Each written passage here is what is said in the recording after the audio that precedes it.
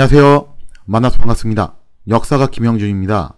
아트 오브 워 병법사 제260부 이순신 한산도로 출진하다 라는 주제를 가지고 오늘 여러분과 함께 할까 합니다. 1592년 6월 28일 일본 육군이 대대적으로 호남으로의 진출을 기도하게 되면서 수군 역시 보조를 맞추기 위해 다시 한번 남해로의 진출을 시도하게 됩니다. 일본의 태압이었던 도요토미 히데요시는 수군의 연이은 패전에 진노하게 되고, 그러면서 사실상 일본의 모든 총력을 기울여가지고 남해의 제해권을 장악하려는 시도를 하게 되죠. 이때 이제 도요토미 히데요시가 출격 명령을 내렸던 인물들이 누구였냐면은 구키 요시타카, 가토 요시아키, 와키자카 야스히로, 유명한 분이죠, 그죠, 이분은. 근데 와키자카는 전에도 잠깐 언급드렸지만 우리나라에서 유명한 분이고 정작 일본에서는 별로 안 유명해요, 이분이 또. 자, 아무튼 이제 이런 수군 지휘관들에게 서로 협력해서 조선 수군을 섬멸하라는 지시를 내리게 됩니다. 그동안 이제 이순신하고 붙었던 게 도도 다카도라, 그 다음에 또 구루시마 해적단, 이런 쪽 사람들이었거든요. 근데 얘들이 이제 연달아서 깨지니까 도요토미 히데요시가 그래도 나름 좀 이제 규모도 있고 수군에 대해서 그래도 일본 내에서는 좀 이제 전문성이 있다는 집단들한테 이런 명령을 내리게 됐다는 거죠. 자, 그러면서 이제 도요토미 히데요시의 명령은 이 세 사람이 서로 협력해서 조선 수군을 섬멸하라 라는 지시를 내리게 되는데, 이에 일본 수군 3대장이 대대적으로 서진을 계획하게 되면서 남해에는 김장감이 감독이 되었다는 거죠. 일본 수군의 움직임이 심상치 않자 조선 수군도 이에 대비하기 시작을 합니다. 그래서 전라 좌수사 이순신은 전라 우수사 이역기와 협의하여 일본군의 남해 장악 시도에 다시 한번 쐐기를 받기 위해 세 번째 연합함대 결성을 결의하게 되었다는 거죠. 그러니까 두 차례의 출진을 통해 가지고 계속 이제 연합함대를 결성해서 두 번에 걸쳐 가지고 출진을 했잖아요. 1차 때는 전라 좌수영과 경상 우수영이, 그 다음에 2차 때는 전라 우수영, 전라 좌수영, 경상 우수영, 세 개가 이제 연합을 해서 출진을 했었고, 2차 출진 때 적어도 이제 거제도 서쪽에 해당하는 해역은 확실하게 조선이 장악을 하게 돼요. 그러나 아직 일본이 좀 전에 이제 언급한 인물들, 가토, 구키, 와키자카, 이런 이제 인물들이 아직은 이제 수군 대함대를 보유하고 있었기 때문에 완벽하게 이제 남해 제해권을 조선이 이제 장악했다고 보기는 조금 이제 그런 부분이죠. 즉 일본 입장에서는 탈환할 수 있는 기회는 아직 남아있는 상태였어요. 자, 그래서 이제 일본이 이것을 제해권을 탈환하기 위한 시도를 벌이니까 이순신이 이것을 이번에 완벽하게 차단을 해가지고 다시는 이제 남의 제해권을 노리지 못하게끔 이번에 쐐기골을 박자 해서 세 번째 연합함대 결성을 결의하게 됩니다.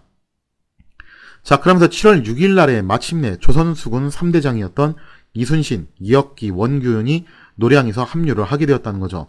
뭐 지리적으로 봤을 때 이순신과 이역기가 먼저 만나고 그 다음에 이제 노량에서 원균과 같이 합세를 했겠죠. 그러면서 이제 7월 6일이라는 날짜 되게 중요하죠, 그죠? 7월 7일, 8일 요때가 이제 웅치, 이치 전투 벌어졌을 때고 9일, 10일이 금산 전투가 벌어졌던 시기예요. 그러니까 이 시기가 이제 바로 호남을 방어하기 위해서 대대적인 전역이 벌어졌던 시기였는데, 바로 동일하게 바다에서도 남해의 제해권을 두고서 양측이 치열하게 격돌을 하게 되었다는 겁니다. 이때 당시 조선의 연합함대 규모가 어느 정도였냐면은 이순신 휘하에 40여 척, 이역기 휘하에 25척, 원균 휘하에 7척인데 아마 이것은 이제 대형 판옥선 숫자가 그렇다는 얘기인 것 같아요. 제가 볼 때는. 왜냐면 1차 출진 때만 하더라도 이순신 휘하의 판옥선이 상당히 있거든요.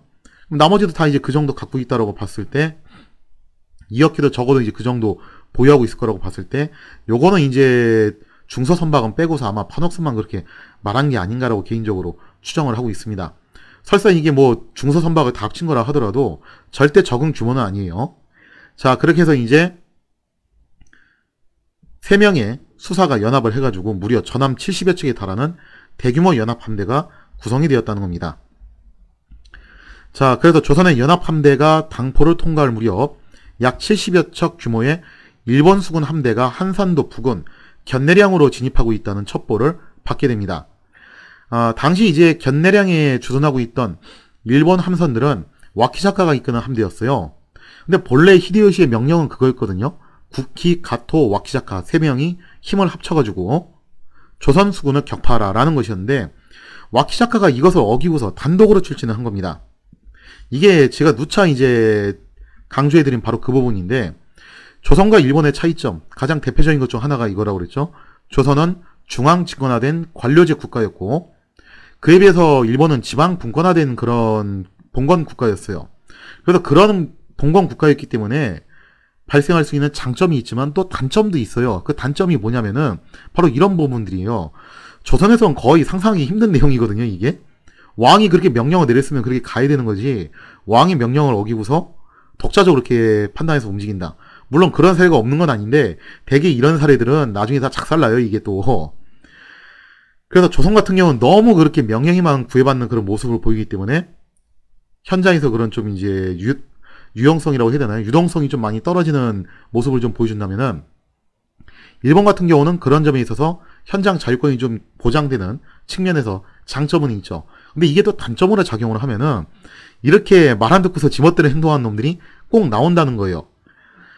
그래서 이제 아무리 히데요시의 명령이라 하더라도 거시적인 가드라인만 지킨다면은 세부적인 부분은 현지 장수들에게 임하는 이런 방식이었고, 이 때문에 종종 공명심에 취한 현지 장수들이 명령을 위반하고 자의적인 판단을 하는 경우가 있었다는 거죠. 이게 처음이 아니에요. 가령 예를 들면은 일본 대장이었던 가토 기요마사가 본래 중령 루트로 가야 되는데 여기를 버리고 고니시의 뒤를 쫓아가지고 조령을 넘은 일이라든지, 그 다음에 이제 4번 대장이었던 모리 가스노부가 원래 담당 관할구역이 관동, 강원도 지역이었는데 이거를 무시하고서 조선의 왕자들을 잡기 위해서 관북지역, 함경도 지역으로 북상하려고 했다가 가토한테 커트를 당해가지고 다시 내려온 일이라든지, 이런 것들이 대표적인 사례라고 할 수 있겠죠. 자, 그러면 와키자카는 왜 이렇게 갑자기 명령을 위반하게 되었는가? 다음 장면을 통해서 한번 같이 살펴보도록 하겠습니다.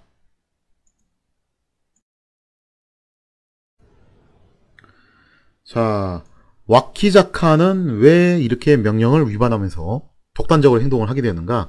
와키자카라는 인물에 대해서 좀 이해를 해두실 필요가 있는데, 와키자카는 우리나라에서 좀 유명한 인물이에요. 두 가지로 유명하죠. 첫 번째로는 용인전투에서 삼남 근황병 약 5만 명을 기습공격 한 번으로 박살을 냈다. 이걸로 유명하고, 또 하나는 이순신의 샌드백으로 유명하죠. 또 두 가지 때문에 이제 유명해졌는데, 막상 일본에서는 그렇게 유명한 무장은 아니에요. 근데 이런 오해를 하시면 안 돼요. 특히 일본의 전국시대에 관심이 있다든지, 아니면 이제 일본에 좀 오랫동안 거주를 해가지고 일본 쪽에 그런 시점을 많이 갖고 계신 분들이 이런 이제 질문을 많이 하시는데, 어떤 질문이냐? 와키자카는 일본에서 별로 유명한 무장도 아닌데 이런 유명하지 않은 무장을 잡은 이순신이 왜 대단하게 평가를 받냐? 이런 질문을 하신 분들이 꼭 계세요. 근데 여러분들, 그거는 좀 우리가 확실히 하자고요. 유명하면 무조건 실력이 있고 유명하지 않으면 실력이 없는 거냐? 꼭 그렇지는 않습니다. 물론 보통은 비례하는 게 맞기는 해요. 근데 안 그런 사례도 찾아보면 역사 속에서 의외로 꽤 있어요. 정말 많은 전공을 세웠음에도 불구하고 별로 그렇게 안 띄어진 인물들도 있어요, 의외로. 그런 숨은 인재들이 의외로 꽤 있다는 거죠. 또 반대로 명성은 엄청나게 높은데 막상 저 사람이 뭐 했냐라고 하면은 콕 집어서 나오는 게 없는 그런 인물들도 있다라는 거예요. 그래서 유명하냐 유명하지 않냐를 가지고서 유능했냐 유능하지 않았냐를 판별하는 것은 굉장히 위험천만한 발상입니다. 그 다음에 또 가령 예를 들자면은 임진왜란 쪽을 볼 때 일본에서 유명한 한국의 조선의 장수들 하면은 우리나라에서는 뭐 권율이라든가 신립이라든가 뭐 이런 사람들이 유명할 것 같죠. 이순신은 뭐 원래 유명할 테고. 근데 아니에요. 일본에서는 사실 권율 별로 안 유명했어요. 우리한테 그렇게 유명했던 권율이 걔들도 똑같아요. 그게 보면은 일본 측에서는 별로 안 유명했어, 권율이. 오히려 일본에서 유명했던 사람이 누구냐면은 제가 이제 얼마 전에 소개해드렸던 한극함 있죠, 그죠? 한국인 중에서 한극함 아는 사람이 몇 명이나 되겠냐고, 그게. 이쪽 전공하는 사람이나 아는 사람이지, 진짜 아는 사람만 아는 그 한극함이 일본에서는 또 희한하게 유명해요. 왜냐면 자기들이 대대적으로 격파해서 깨부순 장수거든요. 그래서 한극함을 상당히 이제 많이 또 각인돼 있어요, 일본 사람들한테는. 그런 거랑 좀 똑같아요, 어떻게 보면은.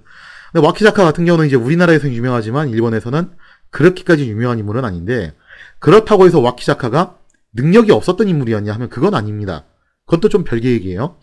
일단 와키자카 같은 경우는 도요토미 히데요시 휘하에서 정군하면서 전공을 꽤 많이 세웠어요. 근데 이제 눈 튀어나오게 뭐 하나 그렇게 임팩트 있는 그런 전공이 없었던 사람이죠, 어떻게 보면은. 계속 꾸준타를 날렸던 사람이긴 했지만 뭔가 그렇게 대박은 못 쳤던 사람이에요. 근데 어쨌든 간에 이제 도요토미 히데요시가 이제 나중에 오다 노부나가의 뒤를 계승하면서 벌였던 전투였던 히즈카타게라는 전투에서 참전을 하게 되는데, 그때 도요토미 히데요시가 자기 측근 세력들을 키워주려고 일부러 이제 자기 시동들을 대거 참전을 시켜요. 그래서 이때 이제 만들어진 게 뭐냐면은 히즈카타게의 7번 창이라는 것이 만들어지게 됩니다. 약간 좀 중이병스러운 이름이죠. 근데 이런 게 일본 전국시대는 굉장히 많았어요. 뭐 도쿠가와의 사천왕이라든가 이런 식으로 정말 많았는데, 삼국지에 나오는 그 오호대 장군 그거랑 똑같이 생각하시면 돼요. 어떻게 보면은 그냥 그런 식으로 이제 좀 중이병 성긴 식의 이름을 지어가지고 만들어서 막 그렇게 이제 대외적으로 선전하고 다녔는데, 이 시즈카타케의 7번 창 중 한 명이 바로 와키자카였다는 거죠.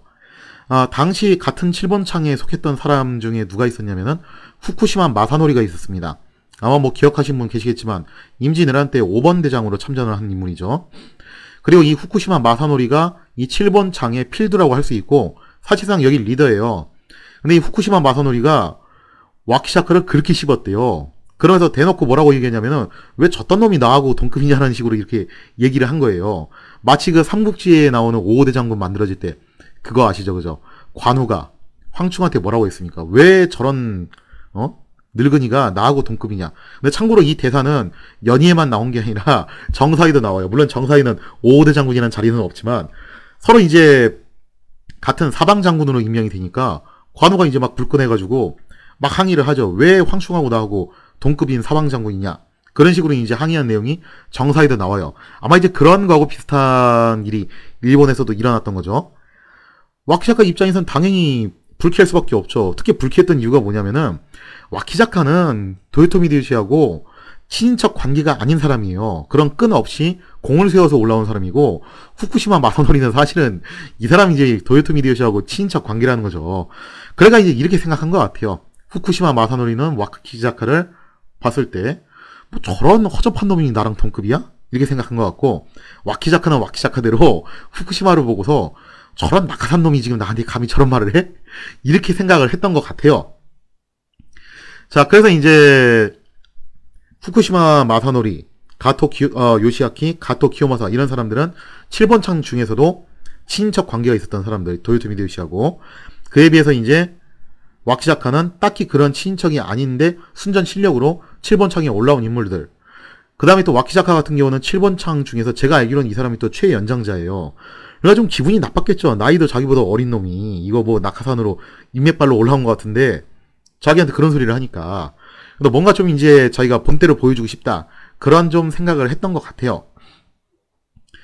자, 그래서 이제 이 와키자카 입장에서는 나름 이제 기회를 잡았던 게 조선 출병이었는데, 이 조선 출병에 참전을 해서 눈에 띄는 공을 세우고자 몸이 달아올라 있는 상태였다는 거죠. 그러니까 이 임진왜란에 참전했던 장수들 중에서 상당수가 반대를 했었고, 전쟁에 대해서 회의적인 사람들이 많았어요. 그러나 주로 이 7번 창에 속했던 인물들, 이런 인물들은 되게 전쟁에 대해서 적극적인 면모들을 많이 보여줬다는 거죠. 바로 가토 기요마사, 그 다음에 여기 나온 와키자카, 이런 인물들이죠. 자, 그래서 이제 와키자카가 때마침 이제 육군으로 전환이 돼가지고 용인 전투에서 조선군의 삼남 근함병을 무려 5만 명을 와해시키는 대전과를 올리게 됩니다. 다만 이게 조선군이 그냥 대형이 무너져가지고 와르를 도망간 케이스이기 때문에 전사자가 아주 많진 않았어요. 전사자는 진짜 거의 얼마 안 되는 수치였는데, 그래서 이제 와키자카 입장에서 조금 아쉬웠겠죠. 왜냐면 일본에서 또 이제 그 전과 확대 얘기할 때 가장 많이 거론되는 게 수급을 얼마 배웠냐 이건데, 대규모 적을 격파한 거 맞는데 수급은 그렇게 많진 않고 좀 아쉬웠을 거예요. 그런 점에서는 본인은. 자, 어쨌든 이렇게 용인 전투에서 승리를 하면서 한창 물이 오른 와키자카에게 히데요시는 이순신과 조선 수군들을 섬멸하라는 명령을 내리게 됩니다. 히데요시 입장에서 어떻게 보면 적임자를 찾은 거죠. 지금 한참 의욕적으로 나오는 애한테 한번 잡아봐 한 거예요. 자, 와키자카는 본래 육전을 담당하는 장수예요. 이거 의외로 좀 이제 잘못 알고 계신 분들이 꽤 계시는데, 원래 이 사람은 육전 담당하는 장수였고, 근데 하필 이제 와키자카한테 하사된 영지가 오늘날의 이제 효고현 일대인데, 거기에 있는 아바지 섬하고 누시마 섬 일대가 여기가 진짜 정말 이제 전국시대에 악명 높은 해적소굴 중 하나였어요. 그런데 당시 일본 해적들은 일종의 향토 용병으로 좀 활동하는 그런 성향을 갖고 있었습니다. 굳이 뭐 좀 이제 비유를 하자면은 옛날에 그 중세시대에 있었던, 옛날이라고 말하기도 그러네. 딱 얼마 전이구나. 그 레판터 해전 당시에 이제 유럽에서 이제 기독교 연합군을 참전했던, 스페인에서 외주를 받아서 참전했죠. 도리아 가문. 이 사람 같은 경우도 좀 약간 요런 성향 지닌다고 볼 수 있고, 그때 이제 오스만 제국에 속했던 울루지 알리? 이런 사람도 좀 요런 성향이라고 볼 수가 있겠죠. 아무튼 간에 이렇게 일본 해적들은 일종의 향토 용병으로 활동하기도 했는데, 이 때문에 와키자카는 본래 전공인 육전에서 해전으로 전직을 한 케이스예요. 근데 사실 이건 이순신도 마찬가지죠. 원래 이순신도 육전 장수였는데 해전으로 전직한 케이스죠. 그러니까 이 시대는 육군, 해군을 그렇게 엄격하게 구분을 안 했던 시대라 가지고 좀 이렇게 왔다 갔다 하는 경우가 종종 있었습니다. 실제로 일본 수군 지휘관이었던 뭐 이제 그 중에서 구마모토 가문이라든가 구키 요시타카 같은 사람들을 제외하면은, 이 사람들은 진짜 해적 출신들이고, 이 사람들을 제외하면은 대부분이 이런 식으로 본래는 육전 전공인데 해전으로 전환한 케이스예요. 그리고 그 이유도 뭐냐면은 하필 자기들이 하사받은 영지에 그런 해적 수굴이 있다. 그러면 그런 식으로 이제 해적들을 자기 휘하에 집어넣으면서 해전으로 이제 전직을 하게 됐다는 거죠. 아무튼 와키자카는 더 많은 전공을 세우기 위해서 지금 현재 몸이 달아오른 상태죠. 내가 이참에 본때를 보여줘가지고 저 후쿠시마 마사노리, 가토 기요마사 이런 분들 코를 내가 어떻게 해주겠다. 아주 납작하게 만들어주겠다.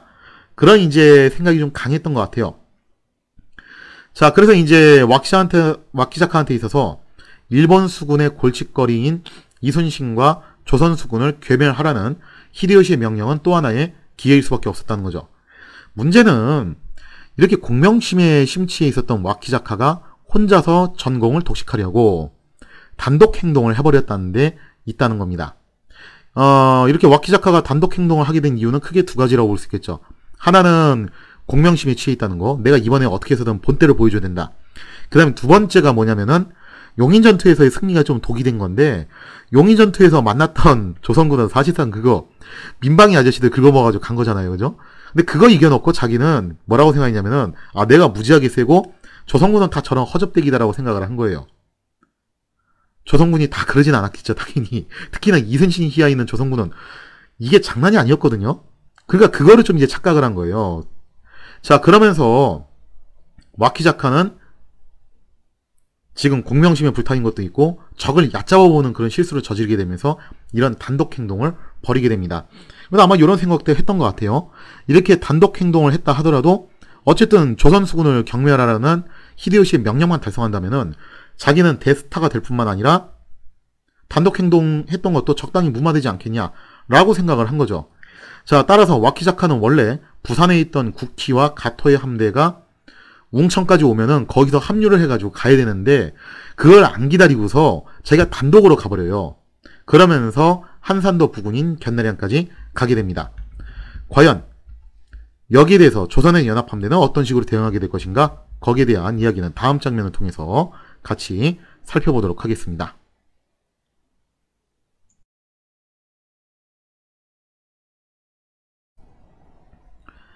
자, 7월 8일이 됩니다.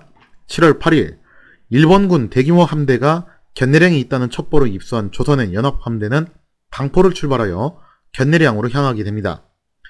한산도 서쪽의 해로를 따라 북상한 조선의 연합함대는 견내량 포구에 정박하고 있는 와키자카의 함대를 발견한 데 성공을 하게 됩니다. 문제는 한산도의 지형이었는데 좀 전에 이제 제가 지도에서 보여드린 바와 같이 한산도 지형이 정말 참 별로 좋지는 않아요. 거기가 공격해 들어가기에 입구가 되게 좁죠. 그 좁은 입구가 이제 견내량이라고 불렀고 그 앞에 이제 한산도라는 섬이 있었죠. 사실은 이제 견내량은 거제도를 끼고 있는 그런 해협이라고 볼 수가 있는데, 그래서 이게 오늘날에는 한산도 해전으로 알려져 있는데 사실 당대에는 한산도 해전이라고 안 불렀고 견내량 해전이라고 불렀어요. 주로 견내량의 지명이 더 많이 나오거든요. 어쨌거나 이렇게 견내량 포구에 있는 와키자카 함대를 발견한 데 성공을 합니다. 자, 그런데 이 견내량은 포구가 상당히 좁고 해협이 비좁은 데다가 암초가 많아가지고 조선의 판옥성 같은 그런 대형 군함들이 기동하기에는 불리한 지형이었다는 거죠. 이 문제에 대해 조선 수군 3대장은 작전회의를 거치게 되는데, 자, 그 작전회의에서 뭐라고 얘기가 나오냐? 한번 사료의 내용을 같이 살펴보도록 하겠습니다. 이순신이 말하기를 이곳은 바다가 좁고 물이 얕아서 배를 돌리기 어렵겠으니 우리가 거짓으로 물러가는 체하여 적병을 유인하고 바다가 넓은 곳으로 나가서 싸우는 것이 좋을 듯합니다. 하자. 그러니까 이순신은 평상시대로 합리적인 작전을 제시를 해요. 또 되게 많이 써먹었던 작전 중 하나죠. 이렇게 비좁은 바다에서는 판옥선이, 그런 대형 군함인 판옥선이 자유자재로 기동하기가 힘들다. 그러니까 항상 써먹었던 대로 유인 작전을 써가지고 적군을 밖으로 끄집어내서, 그러다 남해 한복판에서 싸워가지고 거기서 이제 작사를 내자라는 거예요. 자, 그러자 이제 뭐라고 얘기를 하냐. 원균이 재밌는 얘기를 하죠. 원균은 분함을 견디지 못하여 바로 나가서 맞닥뜨려 싸우고자 했다. 그러니까 원균이 그런 거예요. 뭔 작전이냐, 그냥 들어가서 확 다 부숴버리자. 그런 식으로 나온 거죠. 그랬더니 이순신이 여기서 이제 되게 중요한 한마디를 하는데 뭐라고 얘기를 하냐. 이에 이순신은 이렇게 얘기를 하죠. 공은 병법을 알지 못하니 이같이 하면 반드시 패전할 것이요 라고 말하였다라고 했는데, 참 이 부분이 좀 어떻게 보면은 좀 아쉬운 대목이라고 해야 되나요? 이 견내량으로 진입하는 문제에 대해서 조선수군 3대장이 작전회의를 거치게 되었는데, 여기서 이제 언제나 단순하게 작전을 구사한다. 제가 볼 때 그냥 생각 없이 작전을 구사한다는 게 좀 더 정확한 표현 같은데, 원균은 그냥 좀 무대뽀적으로 나가는 인물이긴 하죠. 성격도 그런 성격이고. 그래서 원균은 판옥선에 장갑과 화력으로 그냥 밀어붙여가지고 속전속결로 끝내버리자. 우리가 이렇게 엄청난 규모의 함대를 갖고 있는데 뭐가 걱정이냐 라는 그런 패기 있는 말을 해요. 그럴 거면 처음부터 자기 휘하있던 함선들을 자침시키지 말던가. 그런 행동을 했던 사람이 할 말은 아니죠. 이게 또 그렇게 주장을 하는데, 여기에 대해서 이제 이순신은 원균에게 뭐라고 타박을 하냐면은 그건 병법을 모르는 행동이다라고 핀잔을 줬다는 거예요. 이거는 실록에도 있는 얘기고 징비록에도 있는 얘기인데, 이 이후에 원균이 뭐 발끈해가지고 당장 뭐 항의하지는 않았던 것 같아요. 그러나 아마 속으로 분을 삭히면서 앙심을 품었던 게 아닌가라는 생각이 듭니다. 아무리 봐도 원균 성격상 그러고는 남겠죠.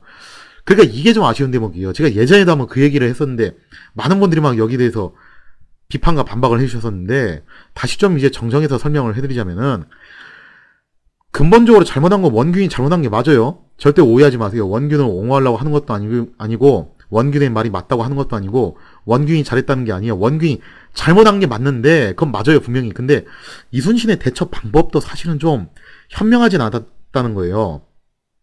이미 지금 이 수군 3대장이라고는 하지만, 동급이긴 하지만 사실상 작전 주도권은 거의 이순신이 쥐고 있다고 해도 과언이 아니에요. 계속 이순신이 작전을 위반하고 있고 이순신이 주장한 대로 이렇게 지휘가 되고 있거든요. 더군다나 군함도 제일 많이 끌고 왔어요. 그런 상황에서 이순신이 단순히 원균을 찍어 눌러가지고 작전 주도권을 갖기 위해서 이렇게 얘기를 하는 것이냐, 그거는 좀 제가 볼 땐 과도한 견해 같아요. 저는 이거는 이순신의 성격에서 비롯했다고 보고 있는데, 이순신이라는 사람의 인생 궤적을 보면은 이분이 절대 남한테 듣기 좋은 소리 하는 분이 아니에요. 일단 기본적으로. 일단 그런 분이고, 돌직구 새직구 원래 좀 잘 날려요, 성격 자체가. 그래서 상관이고 뭐고 없어요. 그냥 잘못된 거 보면은 그냥 그 자리에서 들이받는 성격이라는 거예요. 그래서 사회생활은 정말 못하셨어요. 그런 점에 있어서는 맨날 여기 가서 찍히고 저기 가서 까이고 강등당하고 좌천당하고 그게 일이었죠. 그래서 어쩌면 임진왜란이 아니었으면은 이순신은 역사에 그렇게 이름을 남기지 못했을지도 몰라요. 계속 그런 식으로 좌천당하고 여기저기 변방으로만 돌리기만 하는데, 뭐 기껏해야 이제 국지전에서 몇 번 이름이 나왔겠죠. 근데 이순신의 어떻게 보면 이게 매력이면서도 좀 단점인 건데, 대쪽 같은 그런 강직한 성품, 그건 매력이죠. 근데 이게 또 단점이라면은 꼭 이런 식으로까지 말을 했어야 했냐라고 했을 때 저는 좀 이게 아쉬운 부분이라는 겁니다. 이순신이 잘못했다기보다는 아쉬운 부분이라는 거예요. 이게 대놓고 그냥 부하들이 보는 앞에서 원균한테 면박을 주는 것보다도, 아니 원균이 속 좁은 소인배인 걸 알면은 더더욱 그렇게 하면 안 되죠. 안 그래도 이렇게 속이 좁으신 분인데 거기다 그렇게 대놓고 얘기를 하면은 원균이 그거 나중에 그냥 넘어가겠어요, 그죠? 그래서 여기서 좀 현명하게 하는 방법은 제가 볼 땐 그런 것 같아요. 만약에 제가 이순신이었다면은 이렇게 말하면은 좀 낫지 않았을까? 원균이 그렇게 딱 얘기했어요. 들이받읍시다. 이런 거죠. 제가 원장군님의 용맹은 잘 알고 있는데 지금 여기 해협이 좁고 대형 군함인 판옥선이 기동하기가 어렵지 않냐. 그러니까 밖으로 끄집어내서 싸우는 게 합리적이고 그렇게 해야지만이 원장군의 그 용맹함을 더 돋보이게 할 수 있지 않겠냐. 좀 이렇게 원균을 우쭈쭈하면서 달래면서 가는 방향으로 가면은 좀 더 좋지 않았을까? 개인적으로 좀 아쉬움을 토로하는 거예요. 아쉬움을. 자, 오해하지 마세요. 다시 정리하지만 이순신이 잘못했다 그게 아니라 아쉬움을 토로하는 겁니다. 그 부분에 대해서. 실제로 이 이후로 계속해서 이제 이런 갈등들이 쌓여서 나중에 원균이 이순신을 물먹이는 그런 상황까지 발생을 하잖아요. 그죠? 그게 어느 날 갑자기 일어난 게 아니라 이런 게 자꾸 쌓여서 발생한 거예요. 자, 아무튼 이제 견내량으로 공략하는 이순신의 작전은 이러했습니다. 만일 무리하게 견내량으로 진입하면은 좁은 해협으로 판옥선들이 뒤엉켜 자멸할 수도 있다. 설사 일본군을 쳐붙은다 해도 지금까지 그랬던 것처럼 일본 수군들은 함선을 버리고 육지로 도지할 가능성도 있다는 거죠. 그렇다면 조선 수군의 핵심은 이런 거죠. 조선 수군의 이제 핵심 전략은 자신들의 주력 군함인 판옥선의 위력을 마음껏 뽐낼 수 있으면서도 함선이 격침된 후 일본 수군들이 도주할 가능성이 없는 곳에서 싸우는 게 이상적이라는 거예요.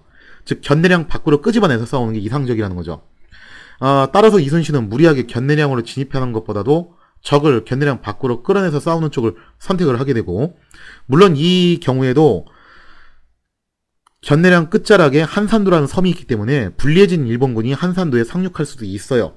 그러나 한산도는 그렇게 큰 섬도 아니고 여기서 뭐 자력갱생을 할 수 있는 것도 아니기 때문에 일본군은 여기에 갇혀가지고 고립돼서 고사될 수밖에 없는 운명이라는 거죠.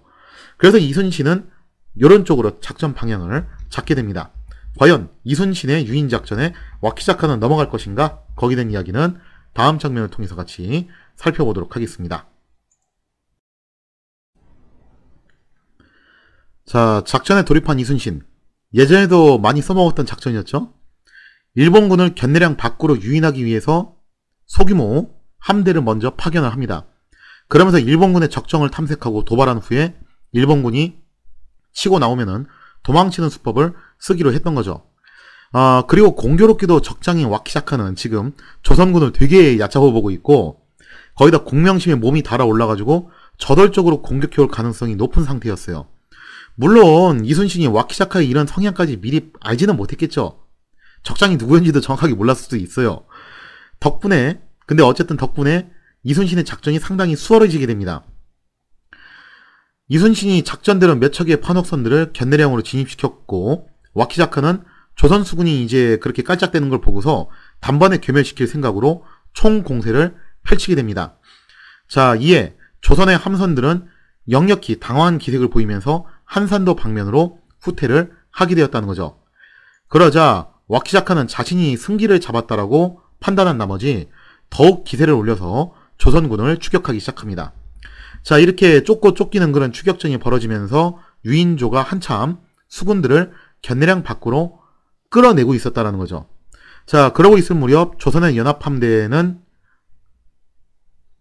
한산도 앞바다라고 물러나온 상태에서 여기서 이제 대기를 하고 있습니다. 그러면서 이순신이 예상한 대로 와키자카가 급히 한산도 해협을 통과해서 추격해오는 걸 보고 곧바로 본 함대에게 포위태세를 갖추도록 명령을 내렸다는 거죠. 조선의 연합함대는 이순신의 지시에 따라서 하객진을 전개했고, 와키자카는 조선 수군의 포위망에 완벽하게 걸려들게 되었는데, 당시의 상황을 설명하는 사료의 내용을 보면 이래요. 마침내 깃발로서 배를 지휘하여 물러갔다. 그러자 적병은 크게 기뻐하여 앞다투어 따라 나왔는데, 이미 좁은 곳을 다 나온 후 이순신이 북소리를 한번 울리자 여러 배들이 일제히 노를 돌려 바다 한가운데에 열을 지어 벌려 서서 정면으로 적의 배와 맞부딪히니 서로 거리가 수십 보밖에 떨어지지 않았다. 그러니까 일본 군함이 속도가 좀 빠르다 보니까 상당히 바짝 따라온 모양이에요. 그리고 이제 여기서 한산도로 빠져나오자마자 바로 이제 뱃머리를 돌려가지고 하객진을 구사하게 되는데, 이걸 통해서 알 수 있는 게 뭐냐면은 조선 수군의 숙련도가 상당하다는 걸 알 수 있어요. 그러니까 판옥선이 아무리 이제 제자리에서 도는 게 좀 어느 정도 가능하고 유리한 형태의 군함이라고 하더라도 그 커다란 덩치에 화포며 인원이며 그렇게 잔뜩 실은 물자를 가지고서 그렇게 몸을 돌린다는 게 쉬운 건 아니거든요. 원래는 자칫 잘못하면 그거 뒤집어질 수도 있어요. 그게 그러니까 정말 정교하고 노련한 동작이어야 되는데 그거를 아주 정확하게 해냈다라는 거죠. 한 번에. 이 얘기는 뭐냐면은 여기서 포인트는 그거예요. 하객진이 포인트가 아니라 그런 동작을 해낼 수 있을 정도로 조선 수군의 숙련도와 경험이 상당히 있다는 것을 우리가 엿볼 수가 있다는 거죠. 사실 하객진은 이순신의 독창적인 전법도 아니고 뭐 이게 되게 특이한 것도 아니에요. 누구나 다 한 번쯤 발상할 만한 그런 전법이거든요. 그러니까 하객진이라는 것은 그냥 틀이에요. 틀이고 진짜로 중요한 거는 그 틀 안에서 어떤 식으로 운영을 할 것이냐인데 이순신이 잘했던 것은 운영을 잘했다는 거죠. 근데 이제 우리가 보통 틀에 집착을 하다 보니까 이때 하객진에 많이 주목하는 경향이 있는데 정말 중요한 거는 하객진이 아니라 이런 조선 수군의 숙련도와 노련성이라고 볼 수가 있겠습니다. 자, 이제서야 왁시작하는 조선 수군의 간계에 넘어간 것을 깨달았습니다. 뭐 달리 방법이 있나요? 이 비좁은 해협에서 다시 선수를 돌린다 라는 것은 쉽지 않은 일이죠. 그것도 한참 추진력 받아가지고 추격해오고 있는데 갑자기 돌려서 돌아가는 거는 힘든 일이죠. 사실상 여기서 왁시작한테 남은 선택지는 하나밖에 없습니다. 이젠 죽이 되든 밥이 되든 사력을 다해서 포위망을 돌파해가지고 조선 수군을 와해시키는 거였죠. 그게 아니라면 왁시작하 함대는 조선 수군의 포위망에 갇혀서 몰살당하는 운명만 남을 뿐이었다는 겁니다. 바야흐로 한산도 앞바다에서는 포위한 자와 포위를 뚫으려는 자 사이에 치열한 한판 승부가 벌어지게 되는데 과연 그 승부의 행방은 어느 쪽으로 가게 될 것이냐? 거기에 대한 이야기는 다음 시간에 이어서 진행하도록 하겠습니다.